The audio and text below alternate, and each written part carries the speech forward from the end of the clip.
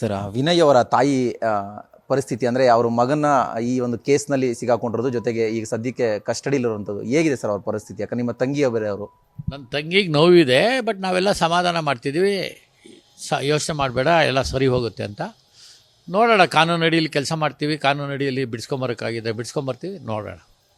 ಒಂದಿಷ್ಟು ವಿಚಾರಗಳು ಸರ್, ಅಂದರೆ ಕೋರ್ಟಲ್ಲಿ ವಾದ ಮಾಡ್ತಾ ಇರುವಂಥ ಸರ್ಕಾರಿ ಪರ ವಕೀಲರೇ ಮೆನ್ಷನ್ ಮಾಡಿರೋಂಥ ವಿಚಾರಗಳು ಅಂತ ಹೇಳಿದ್ರೆ, ಅಲ್ಲಿ ಕರೆಂಟ್ ಶಾಕ್ ಕೊಟ್ಟಿರುವಂಥ ಒಂದು ಉಲ್ಲೇಖ ಮಾಡ್ತಾ ಇರುವಂಥದ್ದು, ಒಂದಿಷ್ಟು ಬಲವಾದ ಆಯುಧಗಳಿಂದ ಅಲ್ಲಿ ಹೊಡೆದಿರೋಂಥದ್ದು, ಜೊತೆಗೆ ಒಂದಿಷ್ಟು ಹಳೆ ರಕ್ತದ ಕಲೆಗಳು, ಅಂದರೆ ಈ ಕೇಸಿಗೆ ಸಂಬಂಧಪಟ್ಟಂಥ ಬೇರೆ ವ್ಯಕ್ತಿಗಳ ರಕ್ತದ ಕಲೆಗಳು ಕೂಡ ಆ ಗೋಡನಲ್ಲಿ ಸಿಕ್ಕಿದೆ ಅನ್ನೋದು ಒಂದಿಷ್ಟು ವಿಚಾರಗಳನ್ನ ಸರ್ಕಾರಿ ಪರ ವಕೀಲರೇ ಮೆನ್ಷನ್ ಮಾಡಿರೋಂಥದ್ದು. ಏನು ಹೇಳ್ತೀರಾ ಸರ್ ಇಷ್ಟೊಂದು ಸೀರಿಯಸ್ ಅಲಿಗೇಷನ್ಸ್ ಎಲ್ಲ ಇರೋದು ಆ ಕೇಸ್?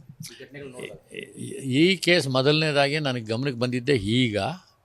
ಮುಂಚೆ ಹಿಂದೆ ಯಾವುದಾದ್ರೂ ಆಗಿದೆ ಅಂತೇಳಿ ಯಾವುದಾನ ಇದ್ದಿದ್ರು ನನಗೆ ಸ್ಥಳೀಯರು ಬಂದು ನನಗೆ ಹೇಳ್ತಿದ್ರು. ಇವತ್ತವರೆಗೂ ಯಾರೂ ಯಾವುದ್ರ ಬಗ್ಗೆನೂ ಒಂದು ಕಂಪ್ಲೇಂಟ್ ಬಂದಿಲ್ಲ ನನಗೆ. ಇದು ಊಹಾಪೋಹಗಳು. ನನಗೂ ಸ್ಟೇಷನಲ್ಲೂ ಕೇಳಿದ್ರು, ಬಟ್ ಅದೆಲ್ಲ ನಿಜ ಇಲ್ಲ, ಸುಳ್ಳು ಅಂತ ನಾನೇ ಹೇಳಿ ಬಂದಿದ್ದೆ.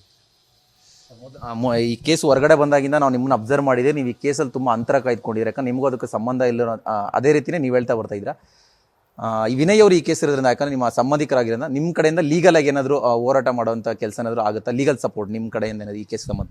ನಾವು ಈಗ ಲೀಗಲಾಗಿ ಈಗೇನು ಯೋಚನೆ ಮಾಡ್ತಾಯಿಲ್ಲ. ಪೊಲೀಸ್ನವ್ರ ಕೆಲಸ ಎಲ್ಲ ಮುಗಿದಾದ್ಮೇಲೆ, ಅವ್ರಿಗೆ ಜೈಲಿಗೆ ಹೋಗಾದ್ಮೇಲೆ ಮುಂದೆ ಯೋಚನೆ ಮಾಡ್ತೀವಿ. Thank you.